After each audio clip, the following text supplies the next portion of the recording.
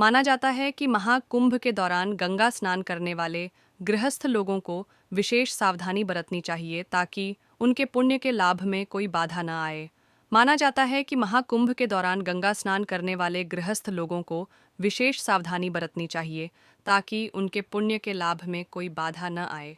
महाकुंभ का आयोजन हर 12 वर्ष के अंतराल पर किया जाता है, जिसे धर्म और आस्था का सबसे बड़ा मेला माना जाता है। इसे महाकुंभ या पूर्ण कुंभ भी कहा जाता है। विश्व प्रसिद्ध यह मेला करोड़ों श्रद्धालुओं, साधु संतों और गृहस्थ लोगों को अपनी ओर आकर्षित करता है। कुंभ मेले का आयोजन देश में 3 स्थानों हरिद्वार, उज्जैन और नासिक में होता है, जबकि महाकुंभ विशेष रूप से उत्तर प्रदेश के प्रयागराज में आयोजित किया जाता है। महाकुंभ का महत्व केवल धार्मिक नहीं है, बल्कि यह सांस्कृतिक और सामाजिक एकता का भी प्रतीक है। प्रयागराज में गंगा, यमुना और अदृश्य सरस्वती नदियों का संगम है, जिसे त्रिवेणी संगम कहा जाता है। मान्यता है कि महाकुंभ के दौरान संगम में स्नान करने से मनुष्य को मोक्ष की प्राप्ति होती है और उसके समस्त पाप समाप्त हो जाते हैं। इस पवित्र अवसर पर देश विदेश से लाखों श्रद्धालु और साधु संत यहाँ एकत्रित होते हैं। कुंभ मेले का आयोजन लगभग 1 महीने तक चलता है, जिसमें कई महत्वपूर्ण तिथियों पर शाही स्नान आयोजित किए जाते हैं। महाकुंभ का महत्व केवल स्नान तक सीमित नहीं है, बल्कि इसमें संयम, श्रद्धा और धार्मिक नियमों का पालन भी अनिवार्य है। माना जाता है कि महाकुंभ के दौरान गंगा स्नान करने वाले गृहस्थ लोगों को विशेष सावधानी बरतनी चाहिए ताकि उनके पुण्य के लाभ में कोई बाधा न आए। गंगा स्नान के नियम। स्नान से पहले गृहस्थ लोगों को 2 महत्वपूर्ण बातों का ध्यान रखना आवश्यक है। पहला, साधु संतों के स्नान के समय उनसे पहले स्नान नहीं करना चाहिए। खासकर शाही स्नान के अवसर पर साधु संतों को प्राथमिकता दी जाती है। यदि गृहस्थ लोग इस नियम का पालन नहीं करते हैं, तो वे पुण्य के बजाय पाप के भागी बन सकते हैं। दूसरा, गंगा में स्नान करते समय डुबकी का विशेष महत्व है। कुंभ के दौरान कम से कम 5 बार गंगा में डुबकी लगाकर स्नान करना चाहिए। यह धार्मिक परंपरा का पालन सुनिश्चित करता है और इसे अधूरे स्नान से अधिक प्रभावकारी माना जाता है। महाकुंभ का महत्व केवल धार्मिक अनुष्ठानों तक सीमित नहीं है। यह मेला आध्यात्मिक ज्ञान, सामाजिक समरसता और सांस्कृतिक आदान प्रदान का भी महत्वपूर्ण मंच है। कुंभ मेला श्रद्धालुओं को आत्मिक शांति प्रदान करने के साथ साथ जीवन के गहरे रहस्यों को समझने का अवसर देता है। इसलिए जो भी श्रद्धालु महाकुंभ में गंगा स्नान करने आते हैं, उन्हें धार्मिक परंपराओं और आचार संहिता का पालन अवश्य करना चाहिए। तभी वे इस पवित्र अवसर का पूर्ण लाभ उठा पाएंगे और पुण्य के भागी बनेंगे।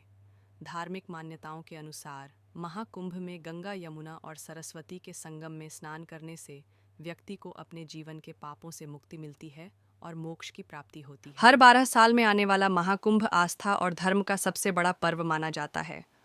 2025 में इसका आयोजन प्रयागराज के पवित्र संगम पर होने जा रहा है। ऐसी मान्यता है कि महाकुंभ के पवित्र संगम में स्नान से न केवल पापों का नाश होता है, बल्कि इससे घर में सुख समृद्धि भी आती है। इसी कड़ी में आज हम आपको इस आर्टिकल में महाकुंभ से जुड़ी कुछ ऐसी खास चीज़ों के बारे में बताएंगे जिन्हें घर लाने से आपकी खुशहाली बढ़ सकती है। सनातन धर्म में किसी खास तिथि पर पवित्र नदियों में स्नान करना जीवन के लिए बेहद शुभ माना जाता है, लेकिन महाकुंभ के शाही स्नान की तिथियों पर स्नान करने से जातक को सभी तरह के पापों से छुटकारा मिलता है और मोक्ष की प्राप्ति होती है। इस बार उत्तर प्रदेश के प्रयागराज में महाकुंभ का आयोजन हो रहा है।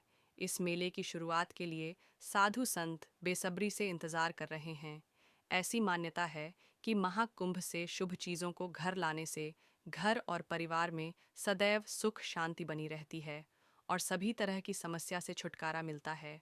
अगर आप महाकुंभ जाने का प्लान बना रहे हैं, तो इस आर्टिकल में बताई गई चीज़ों को घर ज़रूर लेकर आएं, जिससे आपका जीवन होगा और सफलता के मार्ग खुलेंगे, नकारात्मक ऊर्जा से मिलेगा। छुटकारा। प्रयागराज में गंगा, यमुना और सरस्वती का मिलन होता है। इसी वजह से इसे त्रिवेणी संगम के नाम से जाना जाता है। महाकुंभ में संगम घाट पर स्नान करने के बाद जल जरूर लेकर आएं, क्योंकि त्रिवेणी संगम के जल में गंगा, यमुना और सरस्वती का जल होता है। ऐसी मान्यता है कि त्रिवेणी संगम के जल को लाने से घर में खुशियों का आगमन होता है और घर में नकारात्मक ऊर्जा खत्म होती है। साथ ही सकारात्मक ऊर्जा बढ़ती है। सभी ग्रह दोष होंगे खत्म। पौराणिक कथा के अनुसार जब देवताओं और असुरों के बीच समुद्र मंथन हुआ था, तो उस दौरान अमृत कलश से प्रयागराज में अमृत की कुछ बूंदें गिरी थीं। इसी वजह से प्रयागराज की मिट्टी को बेहद शुभ माना जाता है। ऐसे में आप महाकुंभ की मिट्टी घर ला सकते हैं। ऐसी मान्यता है कि महाकुंभ की मिट्टी लाने से इंसान को सभी ग्रह दोषों से छुटकारा मिलता है। इसके अलावा महाकुंभ से पूजा के फूलों को भी घर ला सकते हैं। ऐसा माना जाता है कि महाकुंभ की पूजा के फूलों को घर लाने से परिवार में सुख शांति हमेशा बनी रहेगी और जीवन में आ रहे दुख एवं संकट दूर होंगे। महाकुंभ में शाही स्नान का विशेष महत्व है।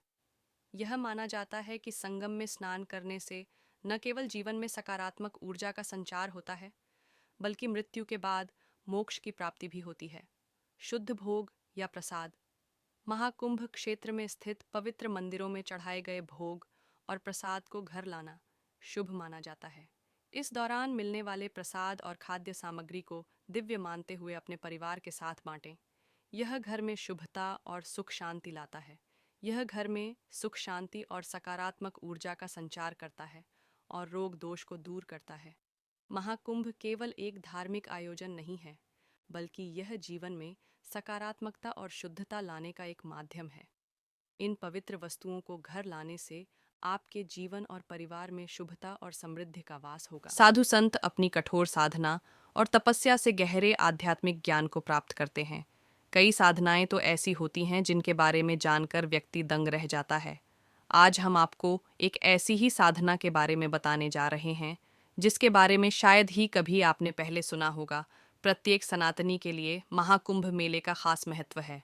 लंबे साल के इंतजार के बाद जब महाकुंभ मेले का आयोजन किया जाता है, जो आमजन के अलावा देश के कोने कोने से साधु संत आते हैं, इस बार साल 2025 में संगम नगरी प्रयागराज में महाकुंभ मेला लगने जा रहे हैं, जिसमें शामिल होने के लिए दूर दूर से नागा साधु, महंत और श्रद्धालुगण आ रहे हैं।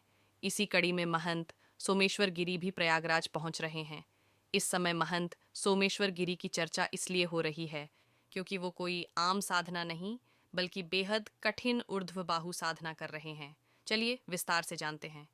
ऊर्ध्वबाहु साधना क्या है, जिसके तहत साधक को अपना एक हाथ नीचे करने की अनुमति नहीं होती है। कौन है महंत सोमेश्वर गिरी महंत?